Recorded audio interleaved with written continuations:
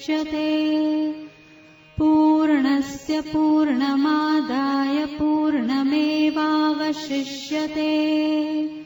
ॐ शान्ति शान्ति शान्तिः।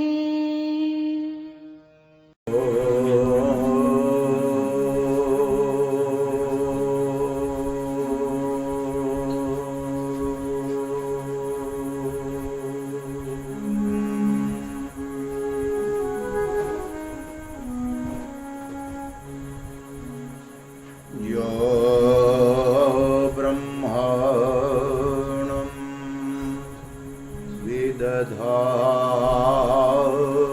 पूर्वम् यो वै वेदांश्च प्रहिणोति तस्मै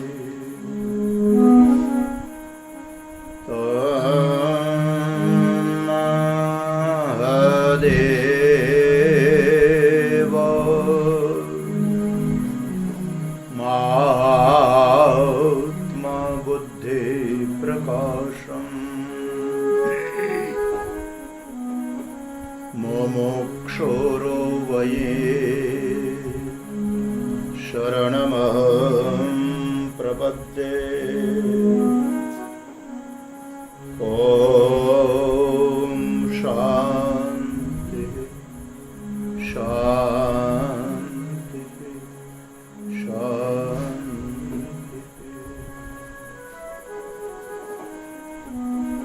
सच्चिदानन्दरूपाय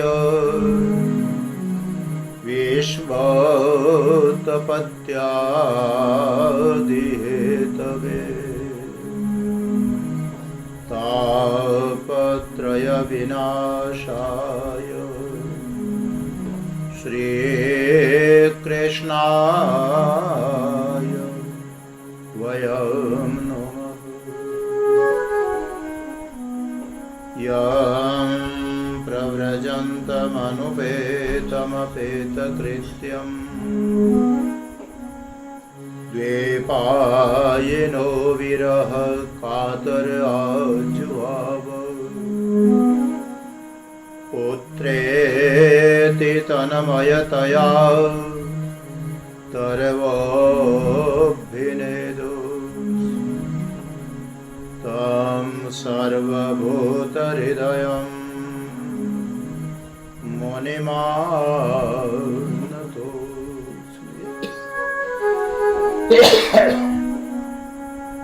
जन्माद्यस्य यतोऽन्वयादिदर्दश्चार्थेष्वभिज्ञस्वराट् तेने ब्रह्महृदाय आदिकवये मुह्यन्ति यतसूरयः तेजो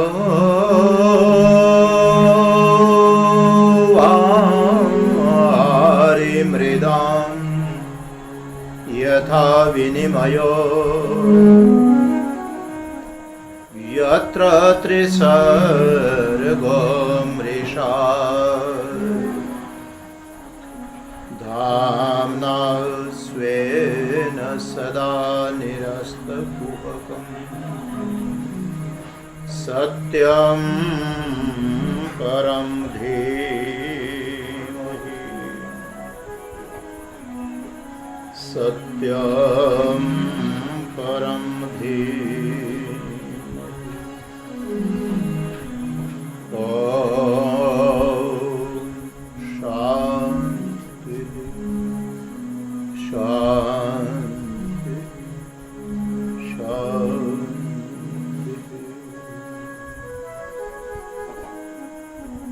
यस्मिन्निदं यतश्चेदं येनेदं य इदं स्वयं यो तस्मात् परस्माच्च परस् तं प्रपद्ये स्वयं भुवम्। ॐ शान्ति शान्ति शान्ति।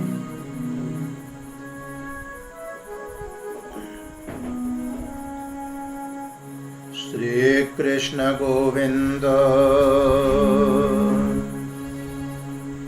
हरे मुरारे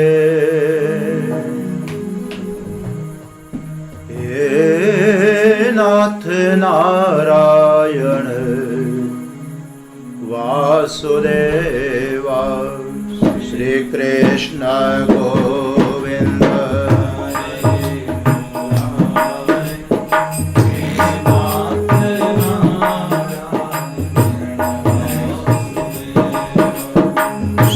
कृष्ण गोविंद हरे मुरारे हे नाथ नारायण वासुदेवा।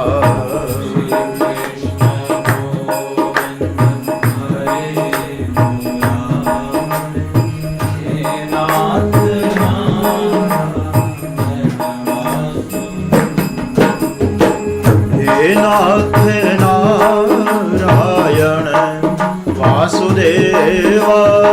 हे नाथ नारायण वासुदेवा। हे नाथ नारायण वासुदेवा।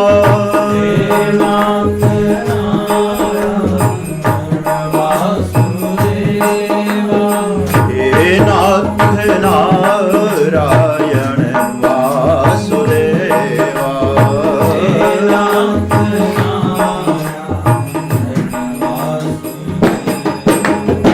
श्री कृष्ण गोविंद हरे मुरारे हे नाथ नारायण वासुदेवा।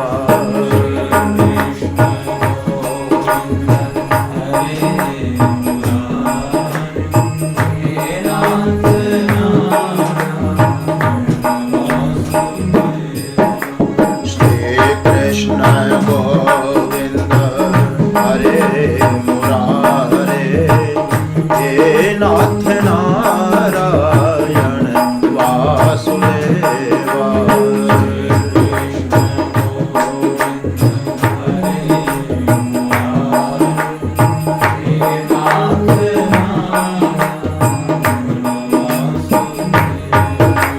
श्री कृष्ण गोविंद हरे मुरारे हे नाथ नारायण वासुदेवा।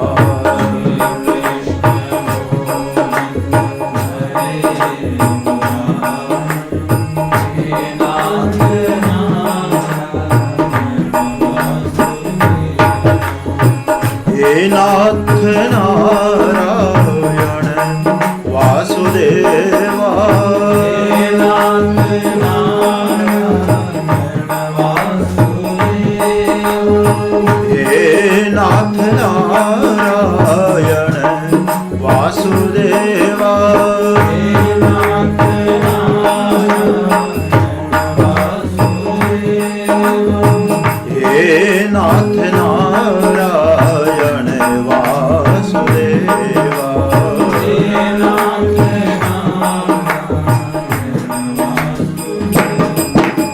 श्री कृष्ण गोविंद हरे मुरारे हे नाथ नारायण वासुदेवा।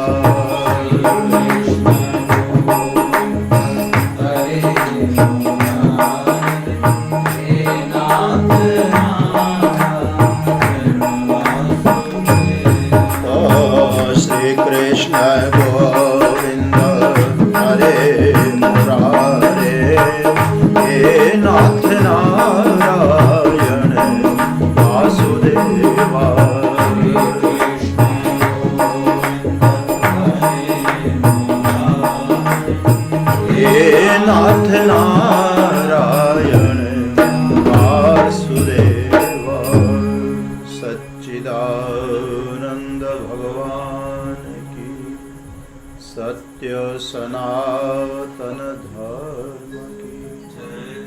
सद्गुरुदेव महाराज की जय। गोपाल कृष्ण भगवान की जय। गौ माता की पवन पुत्र हनुमान जी महाराज की। ओम नमः पार्वती पतये हर हर महादेव।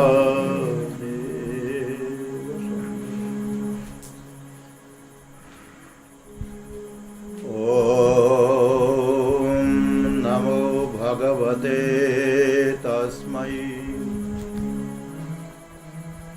यत एतच्चिदात्मकम्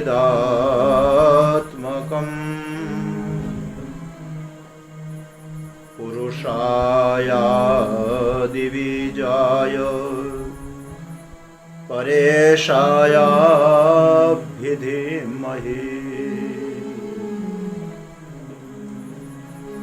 यस्मिन्निदं यतश्चेदं येनेदं य इदं स्वयं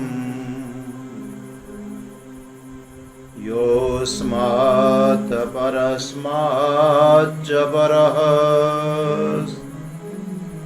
तं प्रपद्ये स्वयं भुवम्।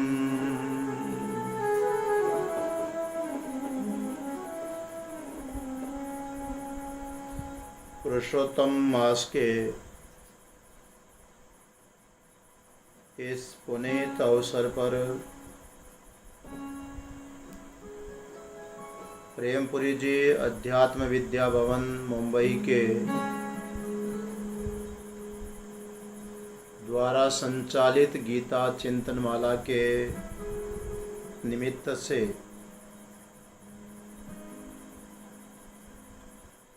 श्रीमद् भागवत महापुराण के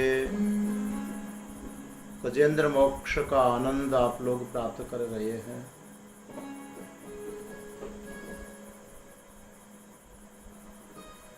ग्रहा के मुंह में जिसके पैर फंसे हैं, जिसका जीवन दांव पर लगा हुआ है और अपना संपूर्ण प्रयत्न करने पर भी किसी भी प्रकार से ग्रह के मुंह से छूट नहीं पा रहा, जब अपने आप को गजेंद्र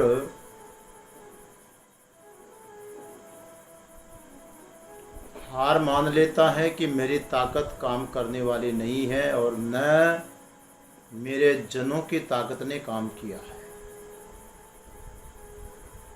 स्वयं और स्वयं के मित्र पुत्र पत्नी आदि ये सब मिल करके भी ग्रह के मुंह से छुड़ा नहीं पाए। तब भगवान को स्मरण किया गया है, भगवान का आश्रय ले रहा है। एक बात, इस संसार में जब तक मनुष्य अपने पर भरोसा करता है या अपनों पर भरोसा करता है, तब तक भगवान साक्षी बनकर के देखते रहते हैं कि ये जीव, इसको अपने बल पर कितना अभिमान है, कितना प्राउड है। ये समझता है कि मैं करता हूं, मैं करता हूं। परंतु जब मनुष्य का संपूर्ण प्रयत्न विफल हो जाता है ना, तब कहीं जाकर के उसको समझ में आती है कि जो कुछ हो रहा है वो ईश्वर की कृपा के बिना संभव नहीं है।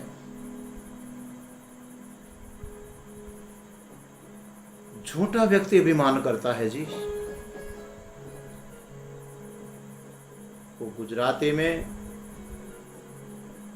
नरसिंह मेहता का बहुत प्रसिद्ध वाक्य है,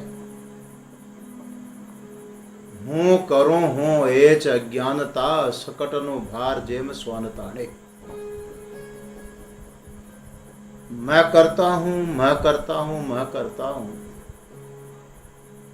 ये बहुत बड़ा अज्ञान है। क्या करता है तू? क्या औकात है तेरी कुछ करने की? ये जीव झूठा अभिमान कर रहा है। आश्चर्य होता है। आंख की जो पलक है ना, ये पलक, उसको बंद करने और खोलने में कोई बहुत बड़े आयास की जरूरत तो नहीं है। कोई बहुत मेहनत का, परिश्रम का काम नहीं है। आंख बंद करना, आंख को खोलना कोई बड़ा काम तो नहीं है। चलो बंद करना, खोलना, उसमें तो फिर भी ध्यान देना पड़ता है, पर स्वाभाविक रूप से जो पलक झपती है उसका तो हमको ध्यान भी नहीं पड़ता है कि आंख की पलक झप रही है। कितना सहज काम हो रहा है। पर इस अभिमानी से अहंकारी जीव की कमजोरी देखिए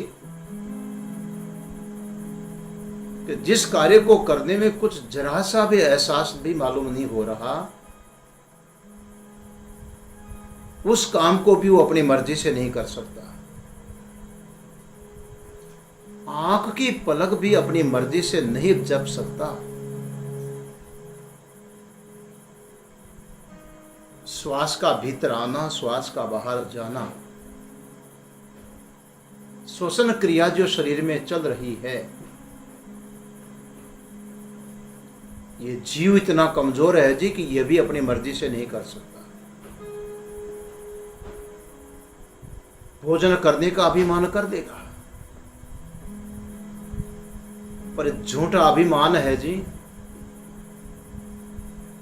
इसकी कमजोरी इतनी है कि खा लिया तो उसको हजम करने का दावा नहीं कर सकता।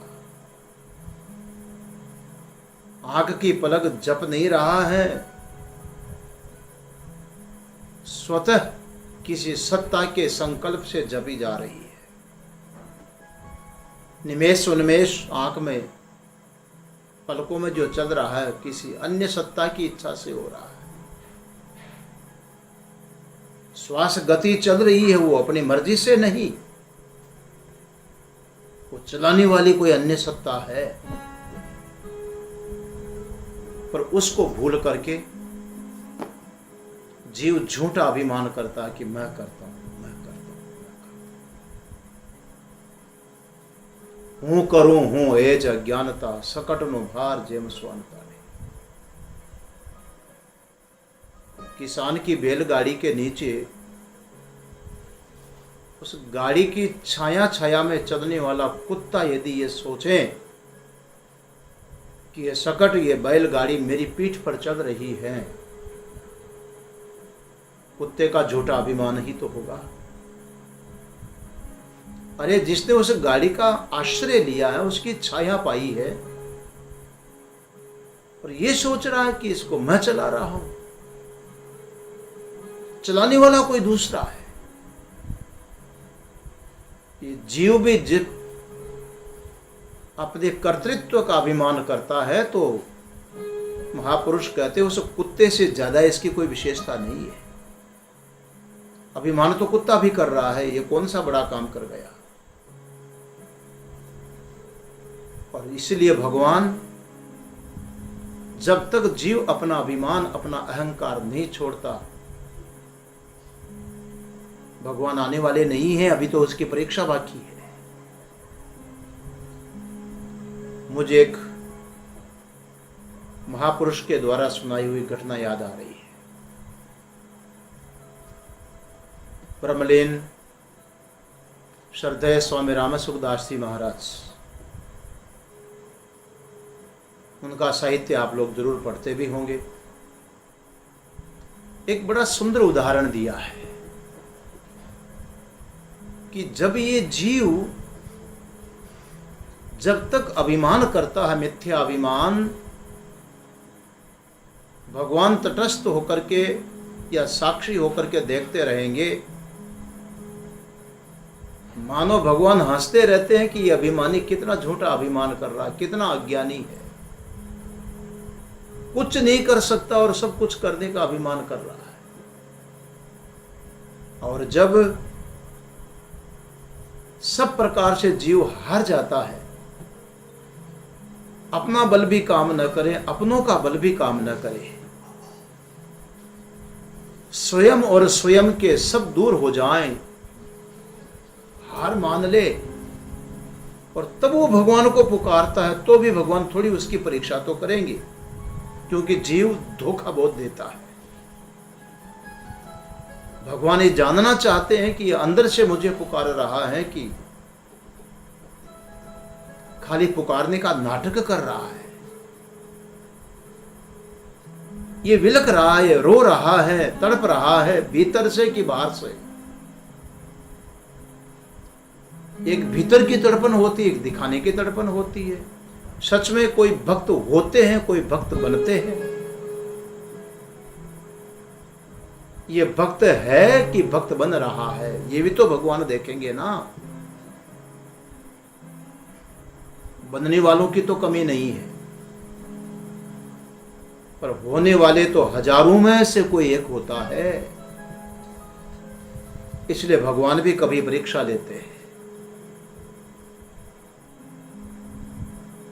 ब्रह्मलीन महाराज जी ने बहुत अच्छा एक उदाहरण दिया। राजस्थान में खास करके,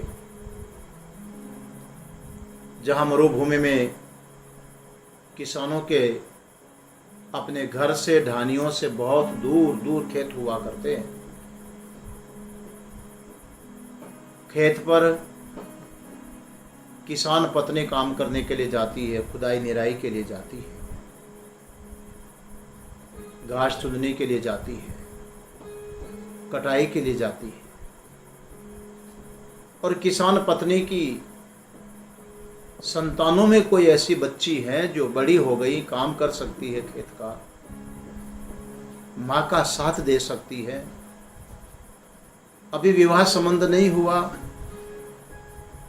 उस युवती बच्ची को घर पर छोड़ना भी ठीक नहीं। माँ खेत पर काम करने के लिए जाती है तो बच्ची को भी साथ में ले जाती है। और उसी किसान पत्नी का एक छोटा सा बालक है, अंतिम संतान, जो अभी गोद में रहता है, पादने में शयन करता है। वो किसान पत्नी उस नन्हे मुन्ने बच्चे को भी साथ में लेकर के चली जाती है। एक पादना होता है, बांस की लकड़ी से बनता है, उस पादने में बच्चे को सुला देती है। खेत की मेड़ पर कोई खेजड़े आदि का वृक्ष होता है, उसकी टहनी पे उस पादने को झुला देगी और एक जीने से कपड़े से उसको ढक देगी ताकि मक्खी मच्छर बच्चे को काटे नहीं। पादने को झुला झुला करके बच्चे को सुला देती है। जब बच्चे को नींद लग गई तो माँ और उसकी बड़ी बेटी, जो अभी खेत में काम करने के योग्य बन गई हैं, दोनों की दोनों खेत पर काम करने चली गई।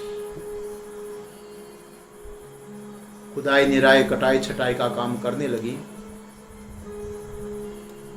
माँ खेत पर काम कर रही है, पर आपको पता है माँ का मन कहाँ है, उसका ध्यान कहाँ है, उसका चिंतन कहाँ है, उसका मन बच्चे पर है। कुछ देर के बाद बच्चे की जब नींद टूटती है, अपने को अकेला पाकर के बालक रोने लगता है,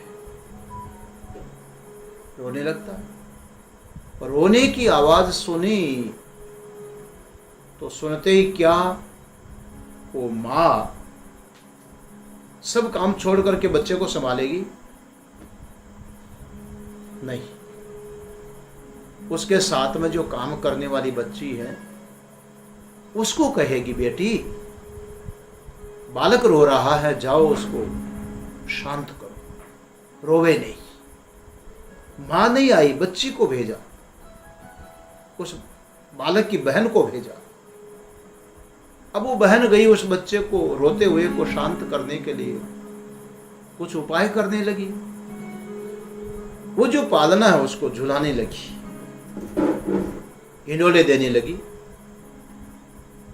झूला झुलाने से यदि बच्चे को नींद लग गई तो थोड़ी देर में वो बहन छोड़ करके वापस काम पर चली जाएगी मां के पास में।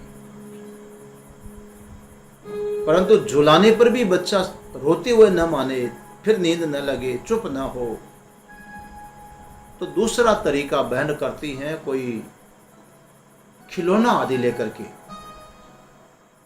और उस बच्चे के सामने उसको हिलाएगी, घुंघरू आदि बजाएगी, उसका चित्त आकर्षित करने का कोई तरीका निकालेगी, रोना बंद कर दे।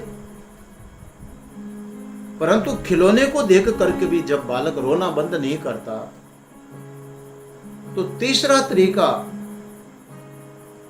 वो बहन अपनाती है।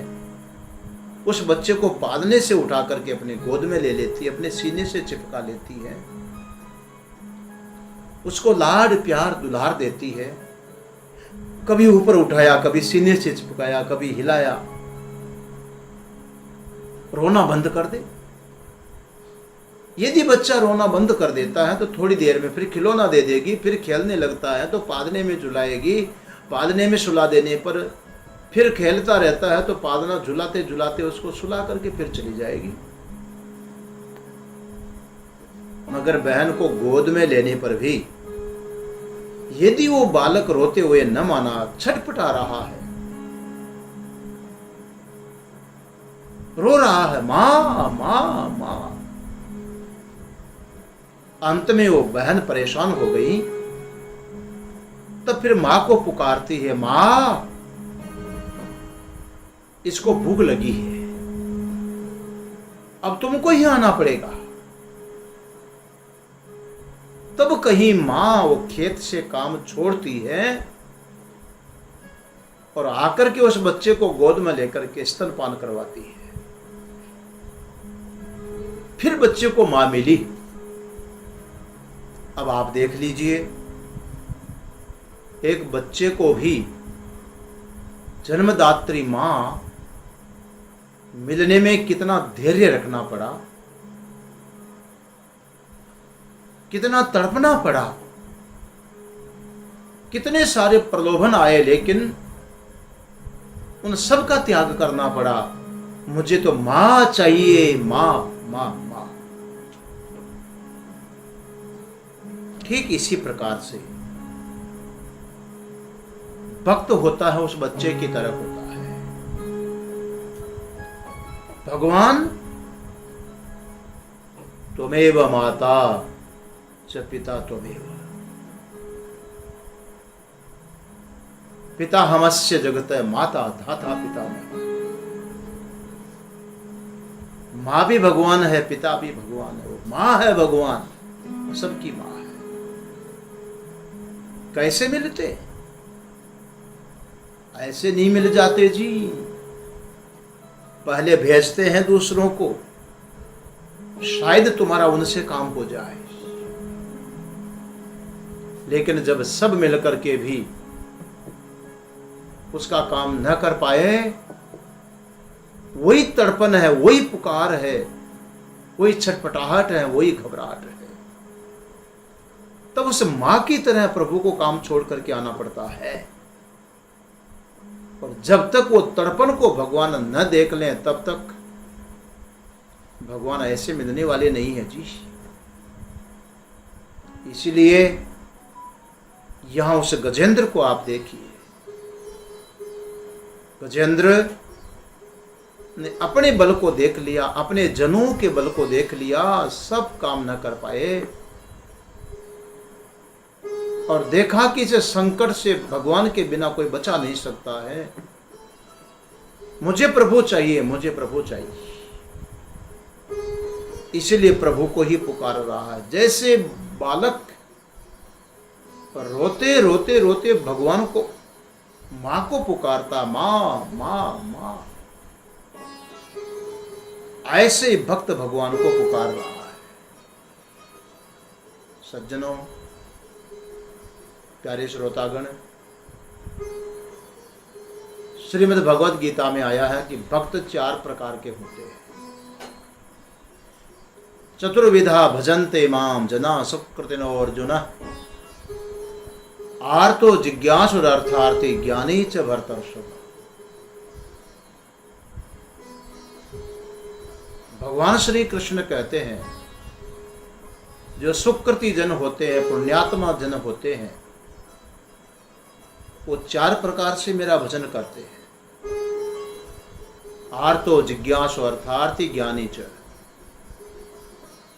कोई आर्त रूप होकर के, कोई जिज्ञासु होकर के, कोई अर्थ कामना से, और कोई मुमुक्षा के लिए भगवान को पुकारता है। आर्तो जिज्ञासु अर्थार्थी ज्ञानी च। जो ज्ञानी भक्त है वो केवल परमात्मा के लिए परमात्मा को पुकार रहा है।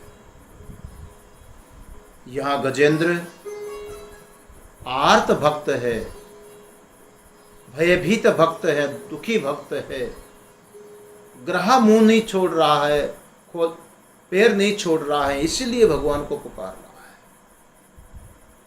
मगर आप देखिए, आर्त होकर के भी भगवान को पुकारे, कोई बात नहीं, कम से कम भगवान को तो पुकार रहा है, अन्य प्रलोभन में तो नहीं आ रहा है। अरे अर्थ के लिए पुकार रहा हो, जिज्ञासु होकर के पुकार रहा हो, मुमुक्षु पुरुष भगवान के यथार्थ स्वरूप को आत्मा रूप से चिंतन कर रहा हो, भक्त है जी। ये आर्त भक्त गजेंद्र ने देख लिया कि मैं और मेरे अब काम नहीं कर पा रहे हैं, क्योंकि मैंपना जो था ये मेरा मिथ्या था, मैं कुछ भी नहीं, केवल मेरा अभिमान है। और जिसको मैंने मेरे समझा है वो हकीकत में मेरे नहीं है। आप बुरा मत मानिए, लेकिन परीक्षण करके देख लीजिए, जिसको मेरा कहते हैं वो कितने मेरे हैं। उपनिषद में महर्षि याज्ञवल्क्य का बहुत बड़ा सुंदर एक संवाद आता मैत्रेयी के साथ में।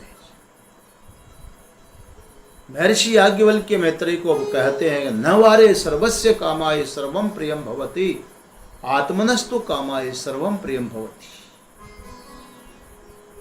मैत्रेयी, व्यक्ति किसी से भी प्रेम करता है तो जिससे प्रेम कर रहा उसके लिए प्रेम नहीं कर रहा,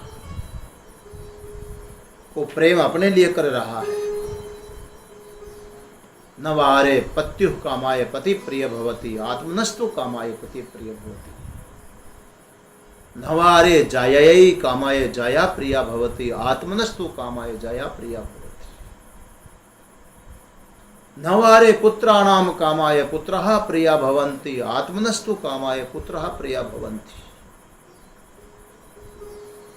बहुत लंबी चौड़ी बात वहां सुनाई। पति पत्नी से पत्नी के लिए प्रेम नहीं करता, पत्नी पति से पति के लिए प्रेम नहीं करती, पिता पुत्रों से पुत्रों के लिए प्रेम नहीं करते, सब अपने लिए प्रेम करते हैं।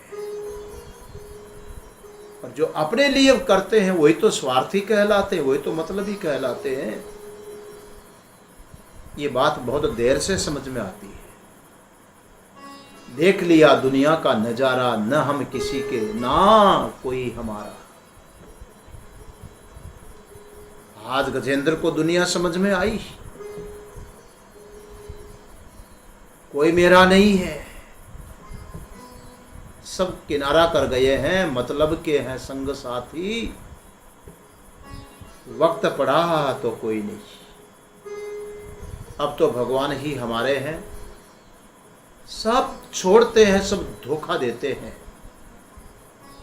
पर आप देखिए, क्या भगवान भी कभी धोखा देता है? भगवान भी छोड़ता है? क्या भगवान भी किनारा करता है? भगवान भी हमको भूलता है? बिल्कुल नहीं। जिस समय भगवान छोड़ देगा, जिस समय भगवान भूल जाएगा, तो आप मान लो कि आंख की पलक झपना बंद हो जाएगा, श्वास की गति बंद हो जाएगी, खाया पिया हजम होना बंद हो जाएगा, सारी क्रियाएं समाप्त हो जाएगी। कहां भूलता है भगवान? कितने व्यस्त रहते होंगे, कितने बिजी होंगे,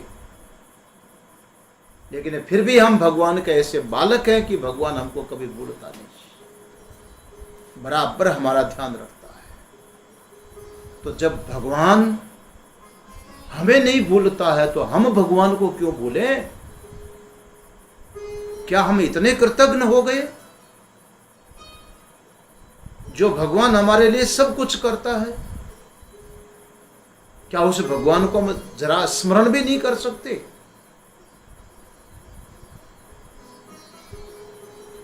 गजेंद्र को देखिए, आज दुनिया समझ में आई तब जाकर के वो भगवान को स्मरण कर रहा है।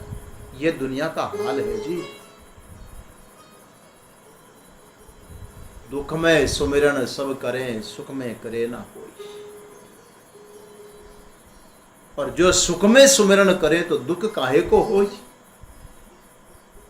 पर होता नहीं है जी, सुख में सुमिरन बहुत कम होता है। कोई होंगे आप जैसे पुण्यात्मा करते होंगे, नहीं तो प्राय दुख में ही भगवान की स्मृति आती है। आज संकट की घड़ी में गजेंद्र ने भगवान की स्तुति की, भगवान को स्मरण किया हो। ओंकार स्वरूप भगवान को, जिस उस परमात्मा से ये सारे जगत में चेतना प्रकट हो रही है, जो पुरुष सब में पूर्ण करके और पूर्णता से स्थित है, सारे जगत का कारणभूत है, सबका परम ईश्वर है, ईश्वरों के ईश्वर है। मैं उस भगवान को स्मरण करता हूँ, ध्यान करता हूँ, भगवान को याद करता हूँ। यस्मिन्निदं यतश्चेदं येनेदं य इदं स्वयं योऽस्मात् परस्माच्च परस् तं प्रपद्ये स्वयं भुवम्। मैं उस स्वयंभू परमात्मा की शरण ग्रहण करता हूँ। यस्मिन् इदं यतः च इदं, ये सारा का सारा विश्व जिसके अंदर निवास कर रहा है, संपूर्ण विश्व की उत्पत्ति जिससे हुई है और संपूर्ण विश्व की हलचल जिसके द्वारा चल रही है। इतना ही नहीं, जो संपूर्ण विश्व के रूप में दिख रहा वो स्वयं परमात्मा,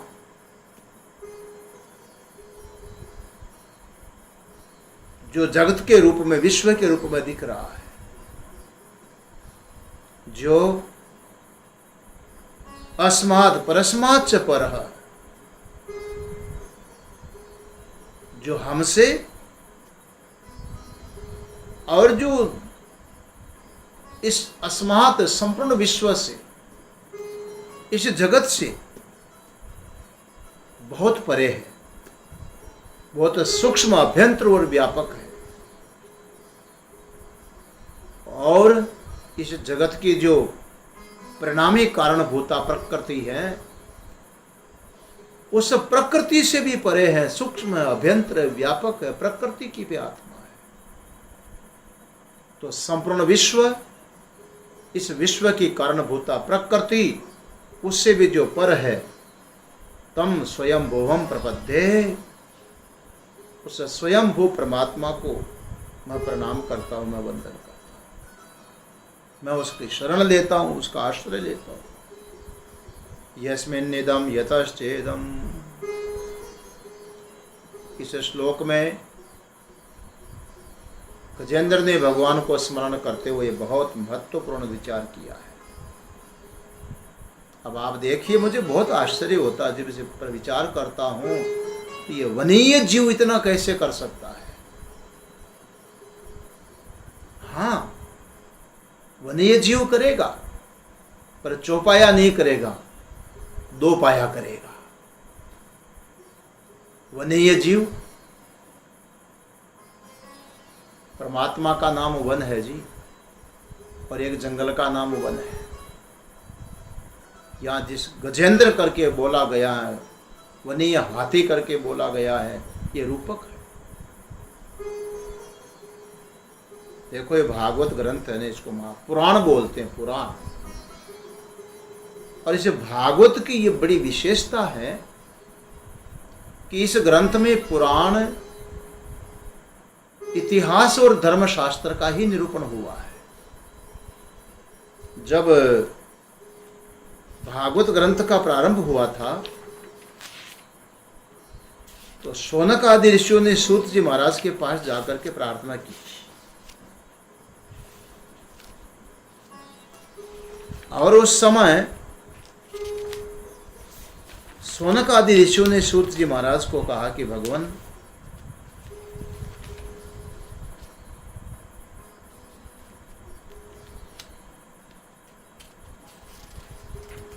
एक बात आपसे पूछते हैं। त्वया खलु पुराणानि सेतिहासानि चानघ आख्यातान्य विधीतानि धर्मशास्त्राणि यान्युत। सूत जी महाराज की, चूंकि उनके द्वारा ये भागवत महापुराण ग्रंथ श्रवण करना है, तो गुरु रूप में देख करके उनकी स्तुति की गई है। और उस स्तुति में गुरु की स्तुति भी होती है और अपनी जो डिमांड है, अपनी कामना है, उसकी का प्रस्तुतिकरण भी होता है। इसलिए उन्होंने कहा कि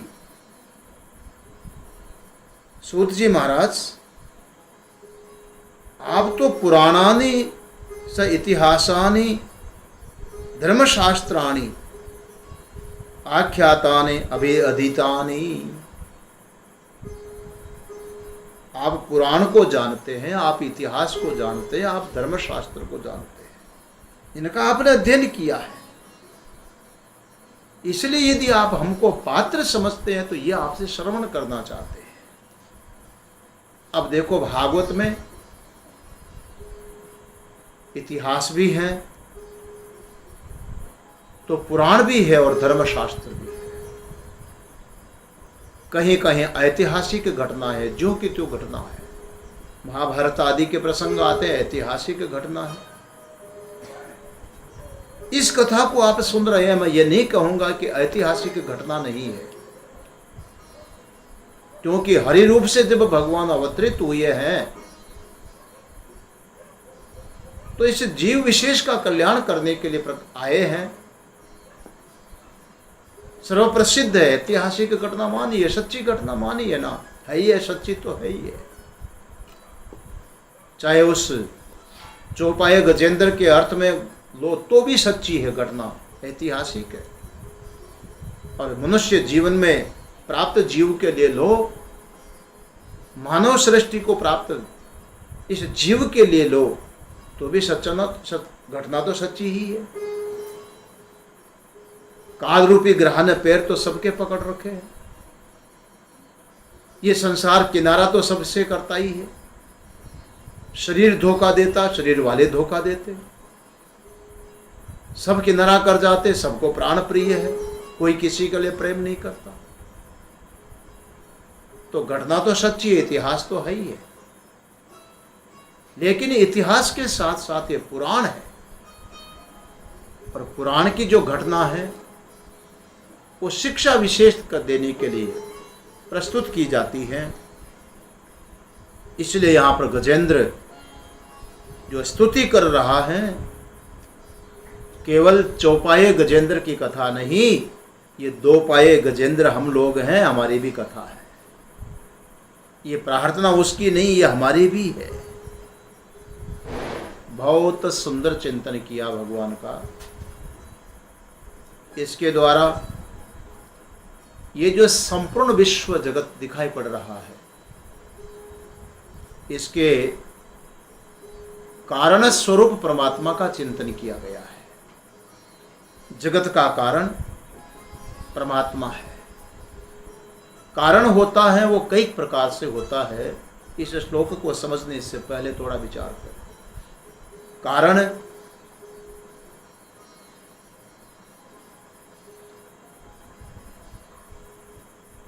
आभूषण बनते, सोना बनता सोने से,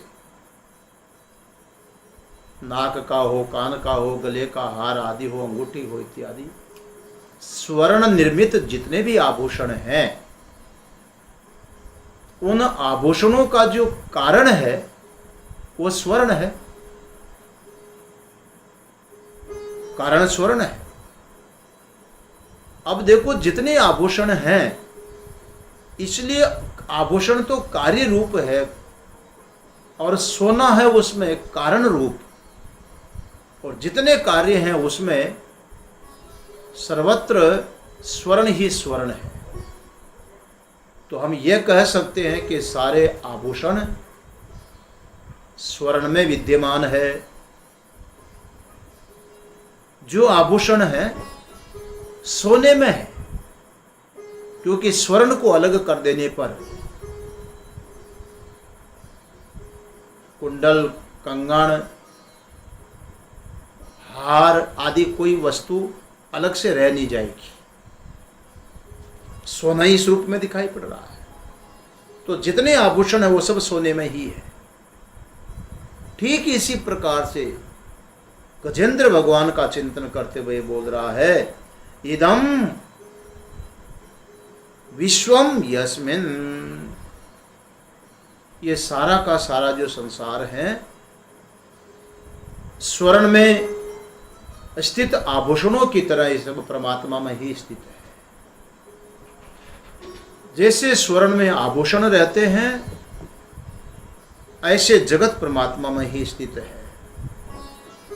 यतश्चेदम, माने जितना कार्य है वो कारण में ही अध्यस्त है। यतच इदम, और जिससे ये सब है, माने किससे बने हैं, उत्पत्ति किससे हुई है। आभूषण की उत्पत्ति स्वर्ण से ही हुई है, स्वर्ण के बिना आभूषण संभव नहीं है। इसी प्रकार से जगत भी परमात्मा से ही बना है।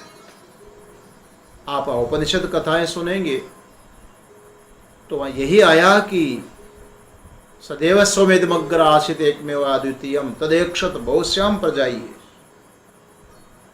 पहले तो एक सत मात्र ही था, और उसी को एक संकल्प हुआ, एक इच्छा हुई कि बहुश्याम प्रजाइए, अनेक रूप से प्रकट हो जाऊं, और ऐसा संकल्प करके वही अनेक रूप में प्रकट हो रहा है।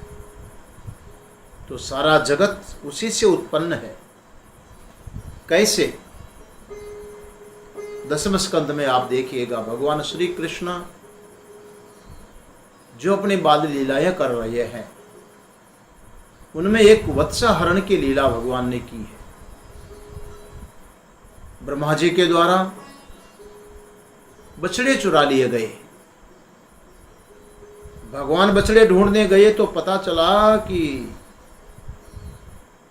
बछड़ों की चोरी हो गई, ब्रह्मा चुरा करके ले गया। जिस ब्रह्मा को संकल्प मात्र से परमात्मा ने अपने से प्रकट किया है, आज वो ब्रह्मा उस परम पिता परमेश्वर की चोरी कर बैठा, अब उनके बछड़े चुरा करके ले गया। यो ब्रह्मांडम विदधाति पूर्वम यो वे वेदांश प्रणोति तस्मै। जिसने ब्रह्मा को पैदा करके वेद का ज्ञान दिया है, आज वो ब्रह्मा उन्हीं की चोरी कर रहा, उन्हीं के बछड़े चुरा करके ले गया। भगवान श्री कृष्ण ने विचार किया कि जब मैं ब्रह्मा को भी संकल्प से सर्जित कर सकता हूं, तब ब्रह्मा के पास में बछड़े मांगने की मुझे जरूरत नहीं है। मैं बछड़े भी तो बना लूं। और भगवान श्री कृष्ण ने ऐसा संकल्प किया कि जितने बछड़े चोरी हुए उतने हूबहू वैसे के वैसे बछड़े तैयार कर लिए। अब आप देखो कि भगवान श्री कृष्ण ने बछड़े बनाए, कोई उसका मटेरियल कहीं बाहर से लाए नहीं जी। एक संकल्प मात्र से भगवान ने बछड़े तैयार कर लिए। वो संकल्प भगवान का है। कहां से पैदा हुए हैं? कोई जमीन में से निकले, आसमान से टपके? नहीं, ईश्वर के संकल्प से बछड़े बन गए। वो ईश्वर का संकल्प ही उस रूप में परिणित हुआ। तो जिस प्रकार से भगवान श्री कृष्ण के संकल्प मात्र से बछड़े पैदा हुए, और आपको पता है, कथा का विस्तार नहीं करूंगा, उधर बछड़े लेकर के आते हैं तो ग्वाल बालों की चोरी हो चुकी है।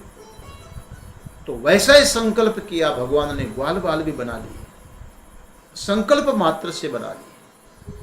तो जैसे भगवान श्री कृष्ण के संकल्प से बछड़े और ग्वाल बाल बने हैं, ऐसे ही ईश्वर के संकल्प से इदम विश्वम, ये सारा का सारा विश्व उनके संकल्प से चल रहा है। ये नहीं, इदम पैदा भी उसी से हुआ, और उनकी जो व्यवस्थाएं चल रही है, गजब की व्यवस्था करनी पड़ती है जी। ईश्वर की गवर्नमेंट तो देखो आप, उसके बिना कुछ नहीं हो सकता है। तेरी सत्ता के बिना हे प्रभु मंगल मूल, पत्ती हिल सकती नहीं, खिले ना कोई फूल। जिसके बिना एक पेड़ की पत्ती भी हिल नहीं सकती, फल तो दूर पुष्प भी नहीं लग सकते, सब कुछ उसी से हो रहा है। दुनिया में जितनी हलचल है उस चैतन्य सत्ता से ही हो रही है। जड़ को भी जो चेतन बना रहा है, तस्य भाषा सर्वमिदं विभाति, उसके प्रकाश से यह सब प्रकाशित हो रहा है। येनेदं, यह इदम स्वयं। गजेंद्र भगवान का ध्यान करता है, इस विश्व के रूप में यह बात स्पष्ट हो गई कि सारा का सारा विश्व उस परमात्मा में ही है, उस परमात्मा से ही उत्पन्न हुआ है, परमात्मा से ही संचालित है।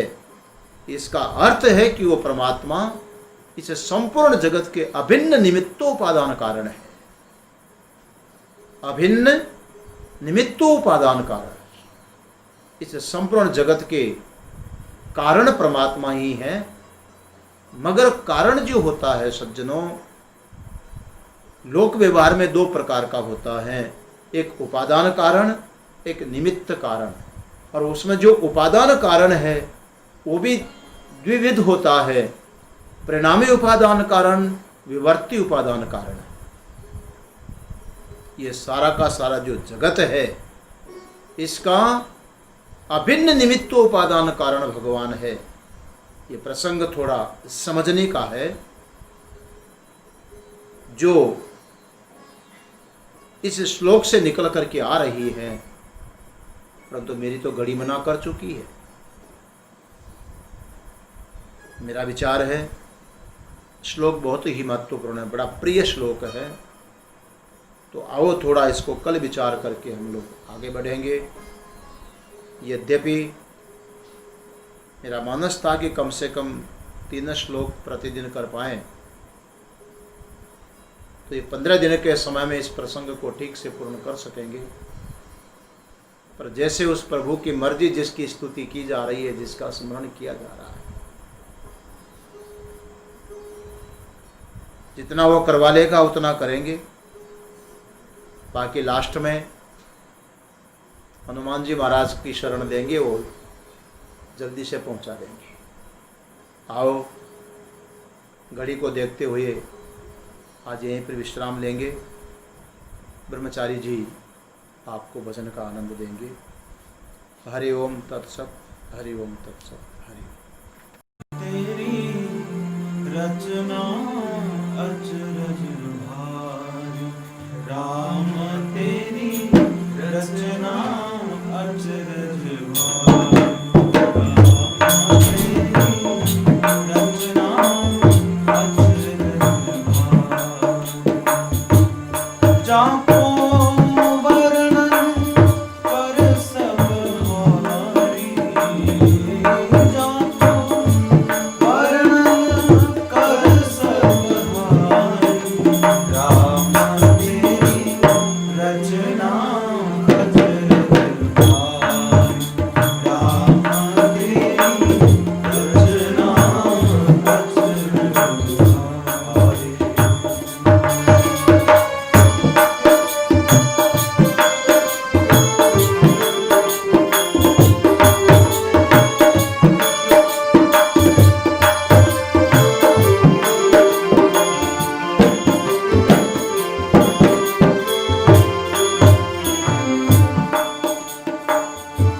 जल की बूंद से देह बनाई, तामे नर और नारी। जल की बूंद से देह बनाई, तामे नर और नारी। प्रभु जी तामे नर और नारी। हाथ पाँव सब अंग मनोहर,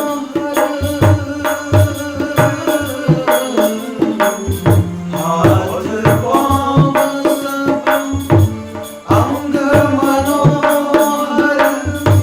भीतर प्राण सचारी, राम तेरी रचना अचरज भाई, राम तेरी रचना अचरज भाई।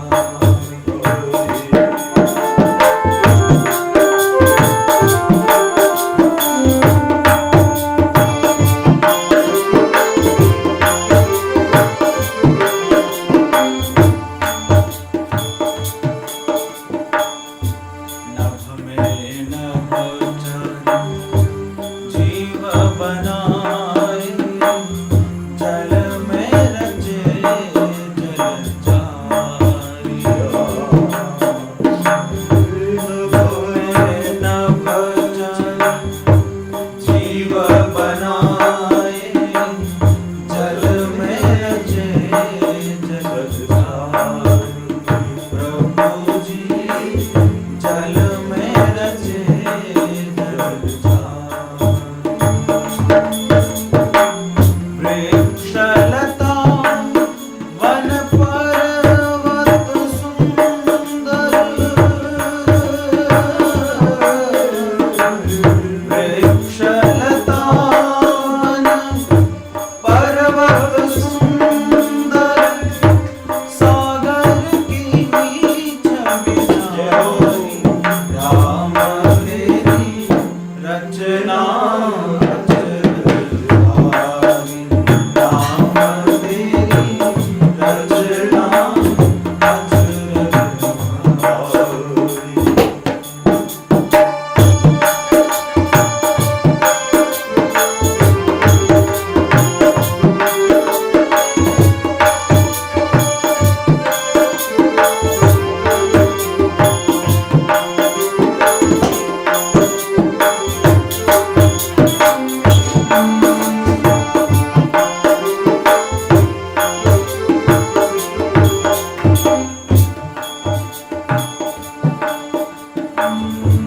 चांद सूरज दोनों दीपक कीन, रात दिवस उजियारी।